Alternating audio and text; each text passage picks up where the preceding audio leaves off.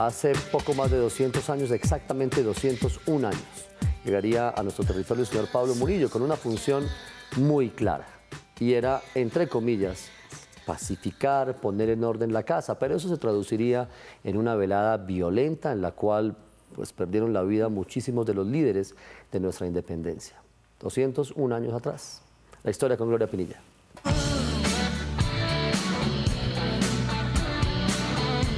Sí, buenas noches, Yamit y Julieta. Pues sí, 1816, realmente cuando empezaron los fusilamientos, fue el año del terror en Colombia. Se conmemora, digamos, el bicentenario de los mártires, porque don Pablo Murillo, como lo acabas de decir, llegó con la orden de que costara la sangre que costara a esos independentistas, había que pasarlos a la horca, había que fusilarlos, y fue así como don Camilo Torres, donde el sabio Francisco José de Caldas, donde Jorge Tadeo Lozano y muchos más sufrieron pues el escarmiento y la muerte a manos de ese pacificador Murillo. La expedición española no demora y los recursos para la guerra son escasos. Sobre todo hacen falta soldados.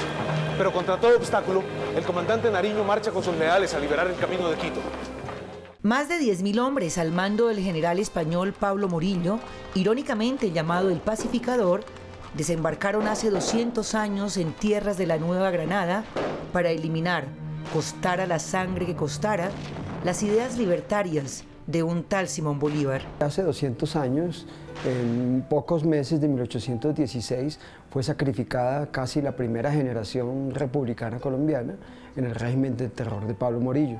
1816, un año de terror en Colombia, donde lo más selecto de la clase intelectual y política, soporte ideológico de la lucha patriota, fue fusilada, ahorcada y expuesta al escarnio público. Una generación de mártires ahogada en sangre. Camilo Torres, Francisco José de Caldas, Antonio Villavicencio, Jorge Tadeo Lozano, por nombrar algunos. Llegó a Bogotá en mayo de 1816 y al mes siguiente ya estaba fusilando al primero, que fue Antonio de Villavicencio. Luego siguió con José María Carbonell y en un plazo muy corto, entre junio y octubre, sacrificó a los principales líderes de la Primera República. Reconquistar las colonias americanas para España era la orden. Cientos de criollos patriotas fueron fusilados a lo largo de toda la Nueva Granada por la espalda, significando su traición al rey Fernando VII. Policarpa Salabarrieta y Antonia Santos, dos valientes mujeres en medio de anónimos héroes. ¡Pueblo indolente! ¡Cuán distinta sería hoy nuestra suerte si conociéramos el valor de la libertad! ¡Pero aún hay tiempo! ¡Mírenme! Aunque mujer y joven, me sobra valor para sufrir esta muerte y 1000 muertes más. ¡Fuego!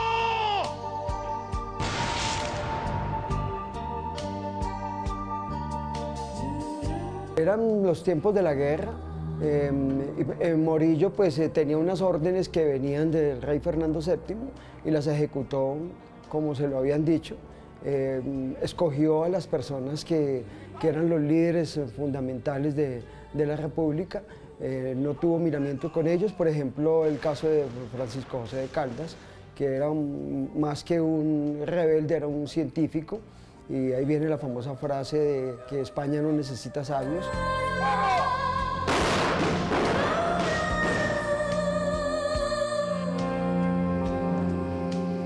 España no necesita de sabios.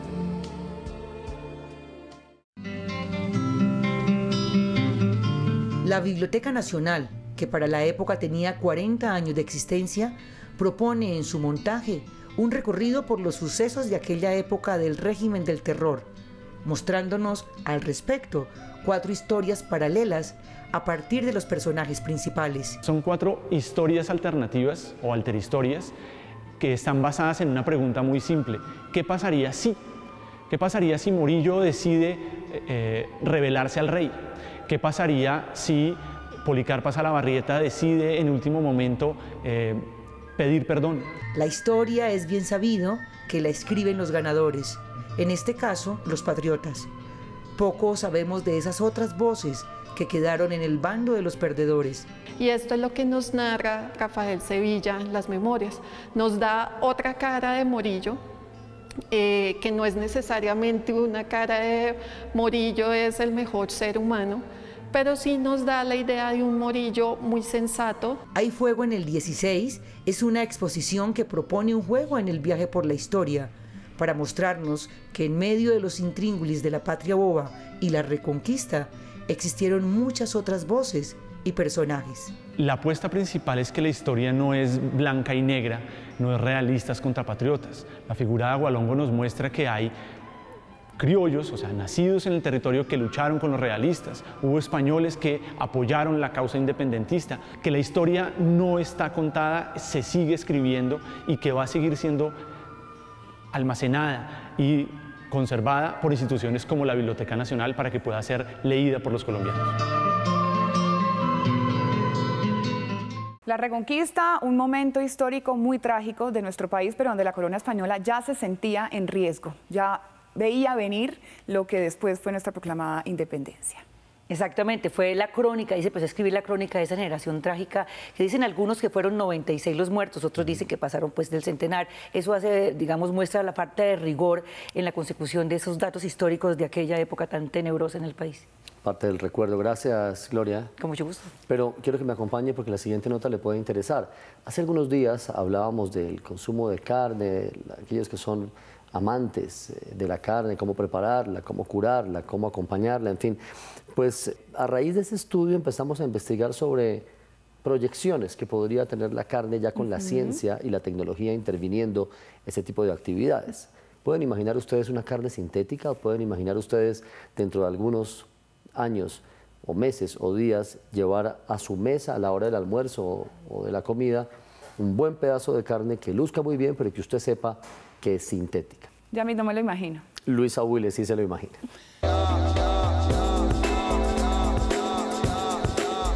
Hola, muy buenas noches a todos. Pues sí, la carne sintética, para contextualizarlos un poco, es una carne pues que es elaborada en un laboratorio y es hecha a partir de las células madre de los animales.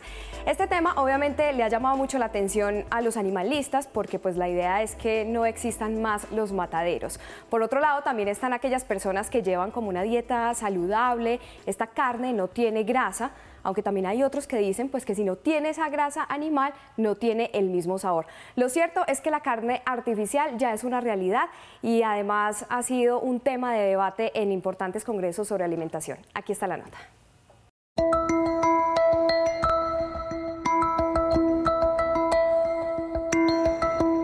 La carne de laboratorio o sintética se acerca cada vez más a la dinámica del mercado por tener productos más amigables con el medio ambiente.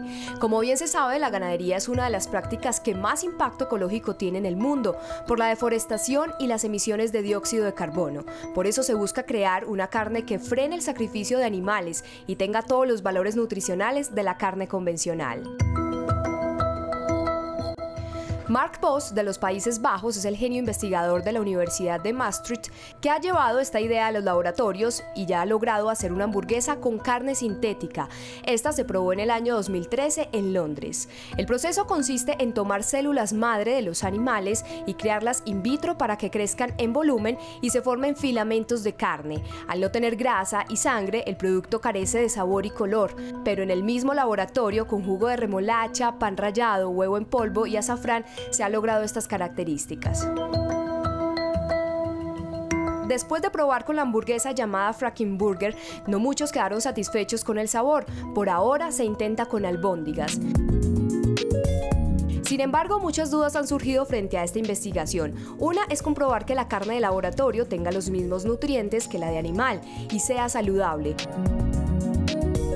Por lo que los investigadores responden que durante el proceso no hay ningún químico adicional y por nacer a partir de la célula madre tiene todos los beneficios. Por otro lado está el costo. Para la carne de hamburguesa se gastó 250.000 euros y para las albóndigas 1.000 euros. Precios que siguen siendo altos para poder entrar en el mercado y comercializarse. Los investigadores justifican que con el avance de la tecnología se podrá producir en masa y así llegar a los supermercados en 5 años.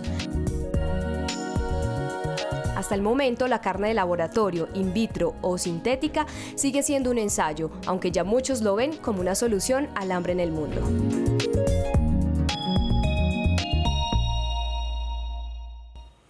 voy a seguir con la misma cara. Quiero decir que no me provoca nada esta carne sintética, pero me parece interesante el tema y quiero saber la postura de quienes se oponen a ella. Claro, las personas que no están de acuerdo con este tipo de carne, pues dicen que en algún momento, si se busca masificar, pues va a tener que ser industrializado y en algún momento pues se va a tener que utilizar químicos, entonces a veces pues no va a resultar como tan beneficioso. Eso es lo que dice. De igual forma, el costo. Si es muy costoso, pues digamos que la gente tampoco la va a comprar. Toca ver, esperar. Sí, aquí tiene dos enemigas del asunto, ¿verdad? Claro, sí, el placer de la comida ante todo, el saborcito. Sí. Necesito tiempo, Luisa. Necesito tiempo, por favor. Tranquilo, yo se ¿Lo tengo? doy. Sí, claro que sí. Muchas gracias. Ya regresamos un corte aquí en GPS.